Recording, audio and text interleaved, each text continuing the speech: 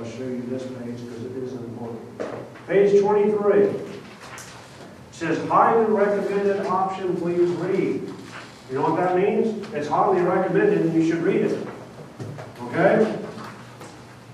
It says, hardware DE option. It shows a schematic of a smart motor with control and drive power separate. And it's got an E-stop switch between the DC output of a power supply and the motor, and it's got a shunt in between those. Okay?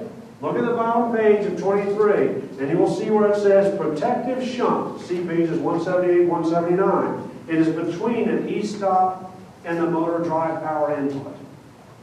Why did we put the shunt there? Why did we put it there, not on the other side of that E-stop switch? Anybody have a guess? That's right.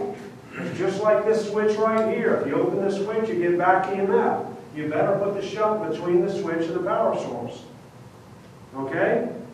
Well, in this case, the power source becomes the motor, because the shunt is dissipating power from the motor. Therefore, it must be on the side of where the power is coming from. When you open that switch, power is coming from the motor now. To protect the motor from its own back EMF, you put the shunt there. That's just what's shown here. Big, big problem is people hit E-stop and all of a sudden they're wide open and the motor has nowhere to send back EMF to. Okay? The shunt should always go on that side. Now, do you always need it? Not always. Keep in mind, let's say you have 4, 5, 6 motors on a line, okay? And you have E-stop right here. Well, guess what? If you flip the switch open here and half of these motors are sitting still, they are a shunt to the other motors. Now, I'll repeat that. If you open up the switch here and these motors are sitting still, then they are a shunt to this motor. So if this motor is running and these are sitting still and you open the switch, the power is going to dump into these motors. They will take out the hit. Why? Because all these motors have reverse diodes in their bridge.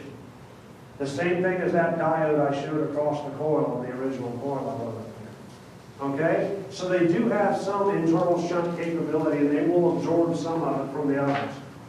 Okay? Now, all of them are going as hard as they can and they're all going down and decelerating. Worst case scenario, when you open this, then you got a problem. You better put a shunt in there.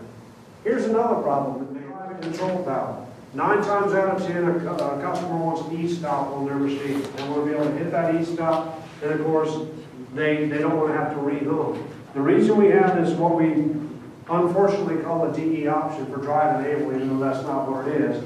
We actually turn off drive power, but we keep the controller alive so you don't have to re-home. That's the reason.